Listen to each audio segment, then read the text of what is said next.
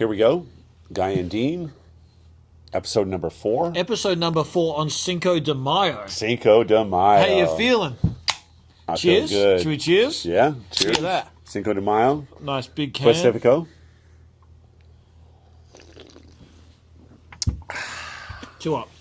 After a week of hell, that tastes absolutely delicious. Just in case nobody picked up the video we made for the guy's eye surgery. You know, it was very important, very worrisome, and went in Tuesday morning for surgery. I went in Tuesday morning for surgery, and I've been working with my doctor for 6 months. I call him Dr. Blunt because he literally speaks like he doesn't care if you're dying. He'll just say to you, "Hi, you're dying," or "Hi," or you might lose your eye. That's the relationship we've had the last 6 months.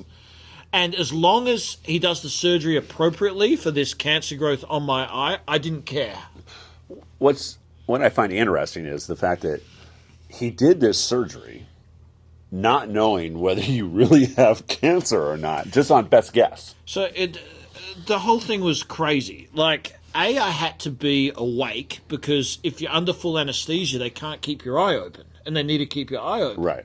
So I was lucid enough to hear what he was saying, Yeah. asking the nurse for the razor blade, no, the knife, and I could feel the pressure on my eye, and I could hear the sort of But you couldn't feel it. the clipping, but I couldn't feel it. And then I could hear him say, "Yeah, I think I've got the end of the tumor," and stuff like that. And I'm like, "Hey, I'm awake here. I'm paralyzed, but I'm awake, lying on this table." Paralyzed. You really thought you were paralyzed, huh? I couldn't move, but I could remember thinking, maybe the anesthesiologist needs to put more stuff in me because I feel a little too much awake. It's like that movie. You know, like Face Off, when they're removing the face off of one person and put the face back on another person. Nicolas Cage, John Travolta. Yeah.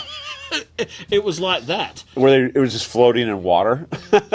And there's a few things here. Anyway, when the surgery finished, I felt invincible. I didn't feel any pain. I had an eye patch on, and I said to him, "You did a great job, doctor. Great job. Can't feel a thing." He sort of laughed at me and said, "You're an idiot. You're full of drugs. Wait till the next few days." He was right. Those next few days, I haven't been able to leave the house. I haven't been able to see light. I've been in excruciating pain. I broke my ankle 5 years ago, and this is way worse than that. What I don't get is, you know, you were pretty drugged up and pretty docile for a little bit. And then you had these drops that you're still currently putting in your eye. And I think these drops were made to clean up any kind of mess that was inside, because the excruciating pain, knife-like stabbing that you got every time you put these drops in, you were like on your knees crying for help so bad that unbelievable. I almost feel like I owe you a personal apology because you came in a couple of times and I just put my eye drop in, and I feel like I've never been more rude to someone. Like, get out, get out! I can't speak right now. You know, and it didn't bother me because I was just coming in to make sure you're okay, see if you had eaten, you know, and all the important stuff. And I did some research. These eye drops between the two, which I had to put in 4 times a day, were a combination of chemotherapy to kill the rest of the cancer, steroid, and antibiotic. And they had to go in my eye, which has all been ripped apart, and all the nerves taken out. And it is, for an hour, I have to sit there just with my eyes closed and just taking the pain. It's like someone is literally just punching me in the eye, and I'm just taking the punches the whole time. What's interesting, because I don't know if you ever cracked an egg and saw like blood in the yolk of an egg, like it was almost a chick, but it wasn't. That's kind of what your eye looked like. If you're watching this on YouTube, I'm going to quickly walk up to the camera. It has improved a lot. But it still looks like death. Oh, I don't even know it's doing that. But it's still very, like, beat up in that regard. But, what you touched on before was actually right. That's the scary thing about it. Surgery went well. He removed the tumor. What he thinks to be cancer. Do you know what I also hate, quickly? I can't get a correct word for what was on my eye. I heard the nurses call it a lesion. I heard the doctor call it a tumor. I heard someone else call it a growth. Like, what the hell is it? Can someone tell me what the hell it is? Actually, tumor does sound pretty bad. A tumor sounds awful. Tumor's like you're dying. Like you couldn't close your eyelid because it was so big, your eyelid wouldn't close. Lesion's like you've got HIV. there's a lot of different terminology for this thing, and I'm not going to know, even though the surgery is successful, what the result is until I get the pathology report back. What happens? You get the report back, and you had cancer, and you also have HIV. Now that it's a lesion, and it's also cancer. I haven't behaved in any way that what I think I'd get HIV for. But technically, there's a possibility he could be right. I don't know what the pathology result is going to say. I have no idea either. The doctor thinks it's going to say that you had this type of skin cancer, eye cancer, and I've removed it now and you're cancer free. But that's not bulletproof until I get the result. Right. So let's just wait and see. And it has been agony what I've gone through. I have noticed you've been watching Bohemian Rhapsody lately. Like you're worried that you could possibly have some worse. It's been awful. I don't think I've aged. Where do we get AIDS from? You said it. You said lesion. With the lesion. And AIDS. Yeah, because I watched that Tom Hanks movie, Denzel Washington movie recently. Philadelphia. Philadelphia. He had the lesions on him. And Yeah. that's what they were describing that was on my eye the whole time. Like, can you call it another name? Please? Well, lesion, I don't even know. I mean, that's really, I don't know what's worse between lesion or tumor. I heard them both during my surgery when I was paralyzed. I heard lesion and tumor. I've heard both those words. I like that just the growth was better, right? The growth. the Like a mole. The irregular growth. Like a mole on your eyeball. But Would have been a lot nicer. it's been hell.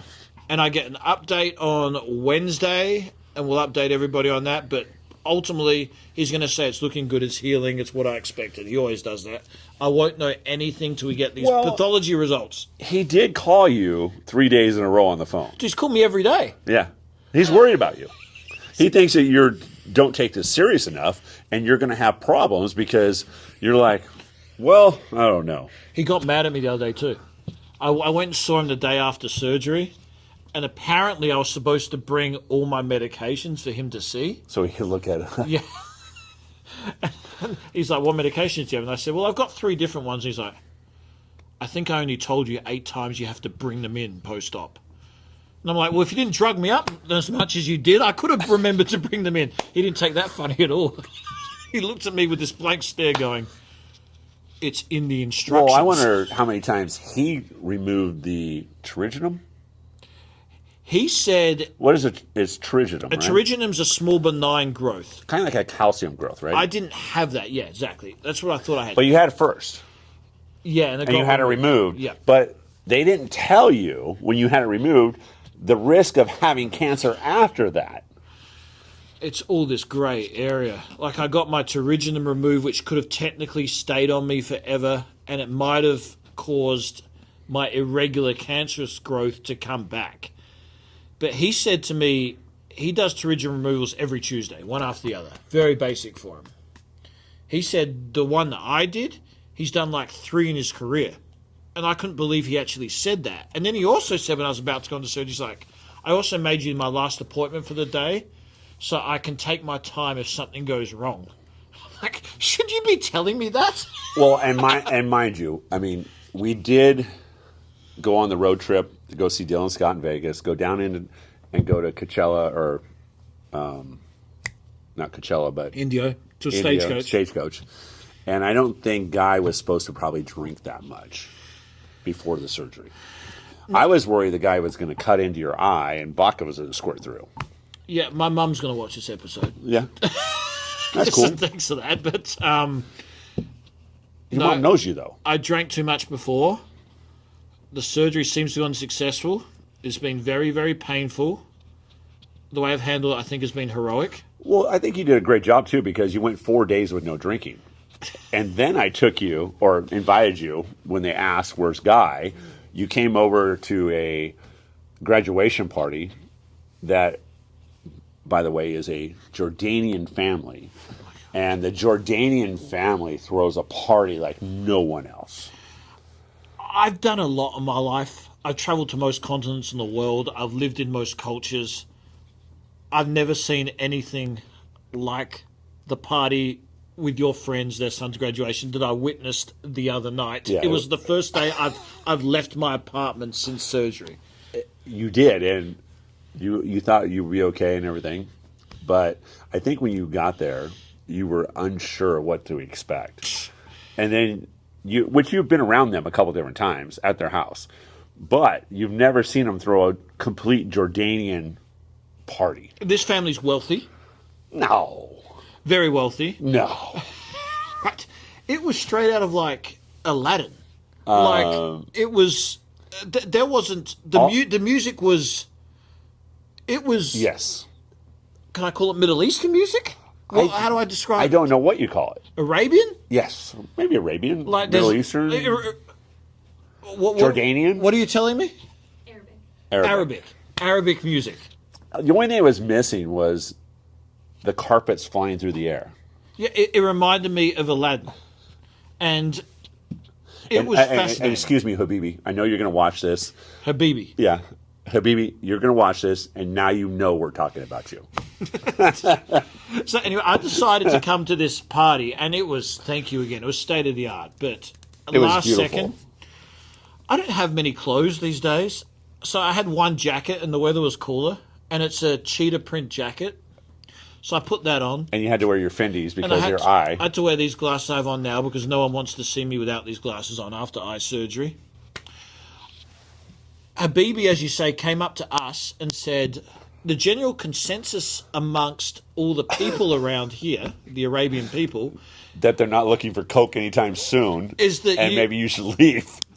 is that you are the cocaine drug dealer. You're the 1970s Miami cocaine drug dealer. So if anyone wants drugs, And you will see this Cody. picture. You will see the picture because we have a picture. take a look. So that stuck with me, and looking back on the photos, I did look like I was out of Scarface. Yes. I mean, I think you did keep telling everybody you were Lebanese. I tried to fit in. Right. Like You thought. I was really trying to fit in. There was hookahs everywhere. There's hookah at every table. like Luka Doncic would have been in heaven. Oh, yeah. He was. It's an every night event for you. And then you were the only white guy there. No, there was another white guy there.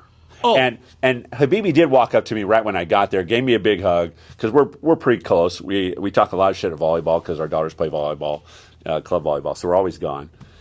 And he says, "Look, I want you to know something. You are going to be the minority 100% today. Please don't take offense." I said, "I would never. I'm okay with being the minority." He was very accurate. You got to talk about the one incident I saw where, can we say you were racially profiled? Very racially profiled. I had just arrived. I'd only had one or two drinks in me. I was stone cold sober, and this was fascinating. Guy to just comes watch. over, shakes my hand, gives me a hug, asks me how I've been. I'm looking at him. I have no idea. I've never met this man in my life. And then he's like, "Yeah, so blah, blah, blah. How's the family?" And I'm like, "Do you know who I am?" "Oh, yeah, you're so-and-so." And I'm like, "What?" "No, I'm not." He goes, "Oh, shit. You must be a different white guy." From my perspective, this guy came up to Dean, shook his hand, acted like they were best friend, gave him a half hug, put his arm around him, said, "How have you been, man? Fantastic to see you again." Dean had this blank, motionless expression on his face like, "Do I know you?" And Had then no clue. They sort of got through that weird interaction, and the guy left. And you turned to me and said, "I've never seen that guy before in my life." I have no idea who he is. We found out why about 5 minutes later. Well, Habibi's sister is married to an Irishman, and he thought I was the Irishman. So he comes back and said, "I'm so sorry, man. I thought you were that guy." And pointed to literally the only other white middle-aged man in the party. Who is definitely, 12 years older than me? And then he saw how offended you were. So he doubled down and he said, "But you're way better looking than him. You're way better looking." And he made a point of doing it. I'm sitting there going, "Oh, this is just fantastic." I tell you, I think last week was my week for being stitched up. Because I've been stitched up by 2 or 3 different people in the last 10 days. And it's like really crazy to me. You are making a habit, and everything usually comes back to me, and I'm the person that's stressed. I've actually been enjoying being more laid back and watching your nightmare unfold with certain things the last week. Just had no idea, it's just like really weird to me. And you got stitched up by a person. I don't want to go too much into this story, but Because it comes back on you. because it will eventually come Okay. back on me. And I don't know. We should probably leave it alone. But, But I'm going to leave it alone. But someone else came and said something to him that he didn't deserve to be said to him. And then he took it to other people when it blew up into something that it shouldn't have been blown up into. like I talked about the person which I never talked about. And I will tell you when you can be a dick, and you'll tell me. And that was completely unjustified, Right. what that guy did. I think he just has a vendetta against me now. Yeah, 100% does. But at the party, that was great stuff. And you spent the rest of the night telling everybody how you'd be racially profiled. Yeah, been racially profiled. You're a cocaine dealer. I mean, it was immaculate. Part of me during that whole process was like, do they really want me to be the cocaine dealer? Like, what if I actually pulled a little bag out right now? Well, you need and to had pull out some like cocaine? a bowl. Would they have enjoyed it? Because I think if you pulled out a bowl, who knows what might happen. some people came up to me and I'm like, they were joking, but they also sounded like sincerely, no, man, can you get me some stuff? Right. It was like that sort of situation. Very much so.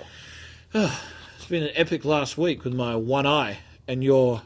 Oh, if he does lose the eye one more time, we have One-Eye Guy.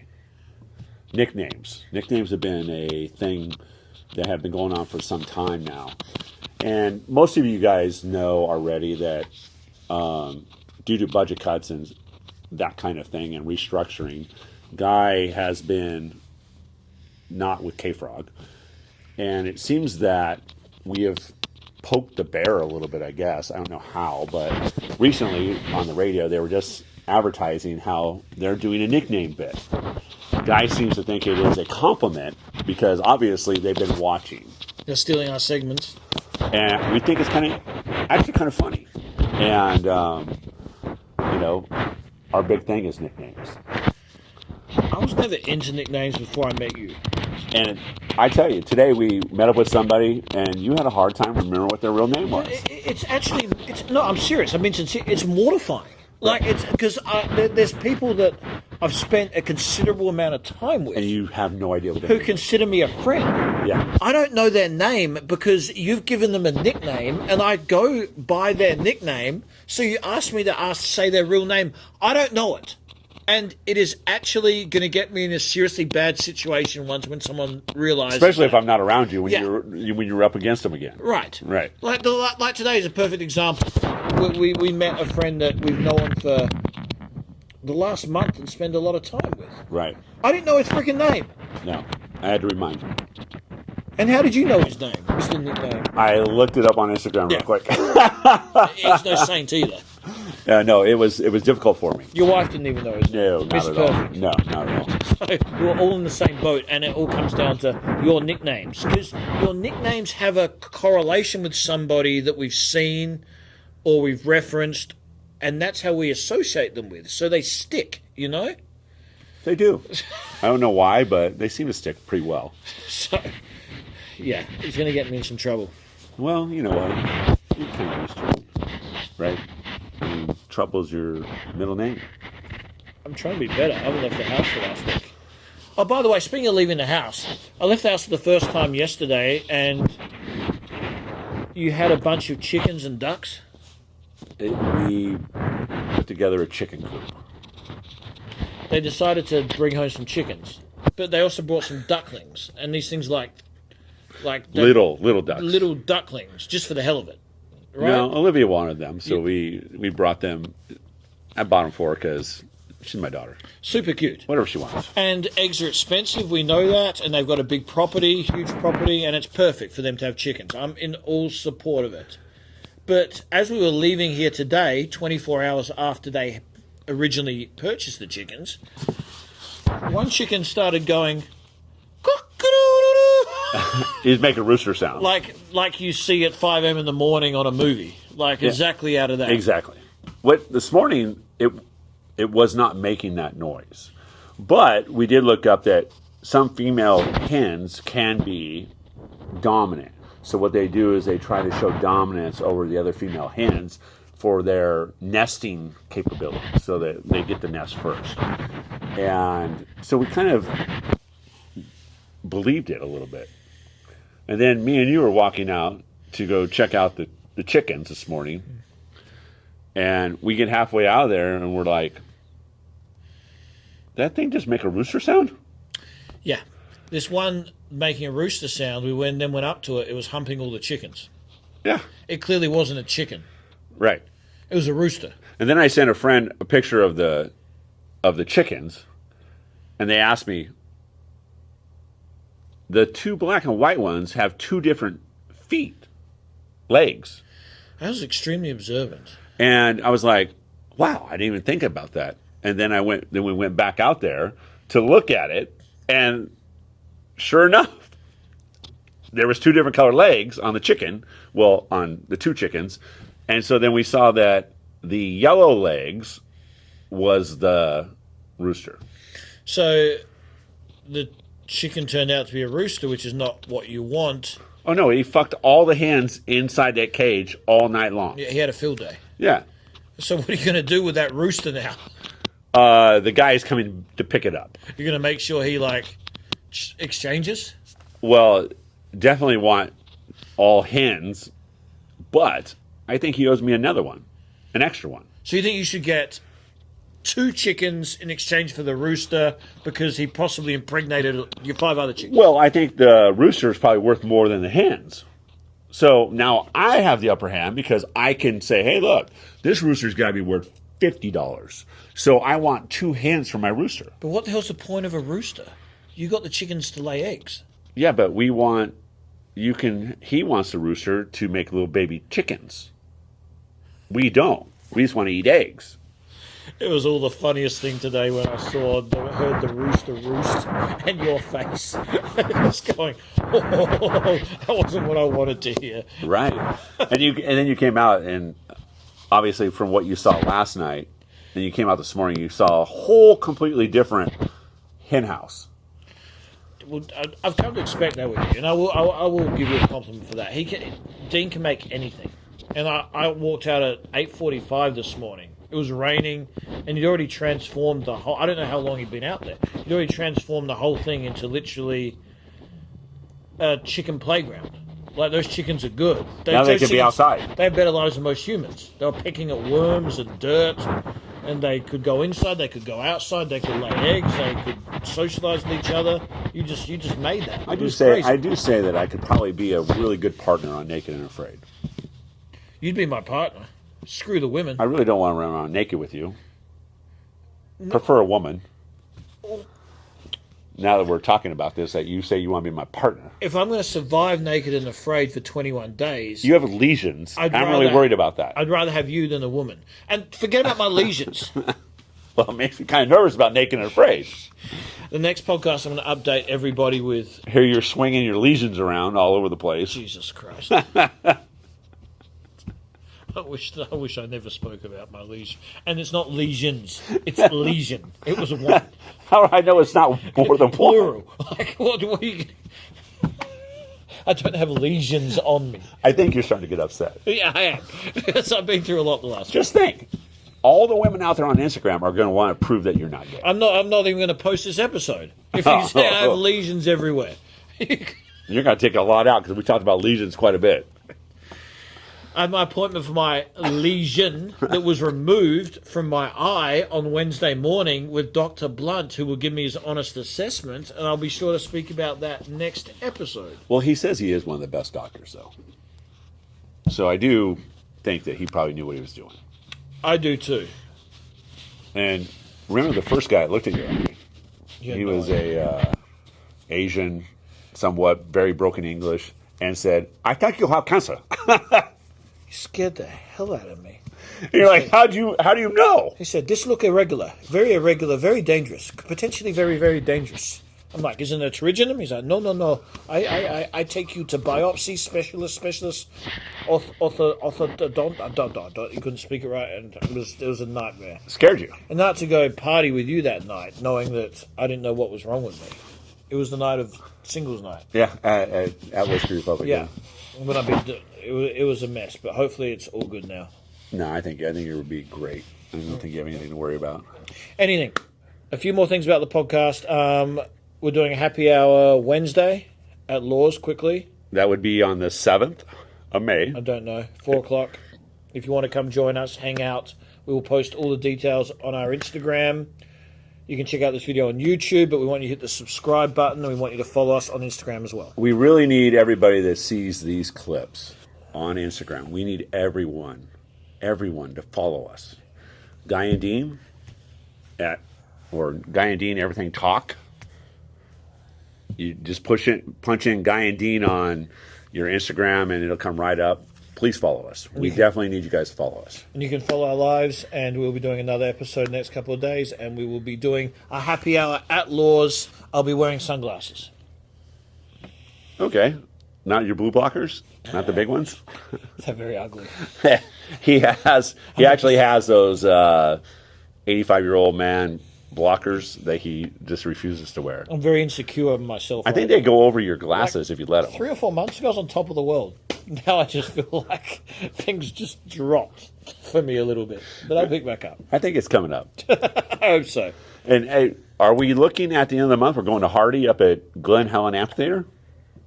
When is that? What is the The date now? 26th or something? Yeah, 5 or 6 weeks. That's going to be a party. No, it's like 3 weeks, 3 or 4 weeks. That's going to be a party. Where are you getting 3 or 4 weeks from? Because it's May 26th and today's the 5th.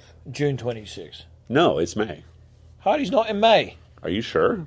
You're making me second guess And myself. here we are arguing about the concert date. And we're looking to take the I'm limo. right about this. It's in June, but we're going to take the limo. Oh, nice. Did you approve that? No, I'll Okay. edit myself out if I'm wrong. All right. Well, everybody, thank you very much for listening, and please do follow us. Guy and Dean, Everything Talk. Cheers. Happy Cinco Cheers. de Mayo.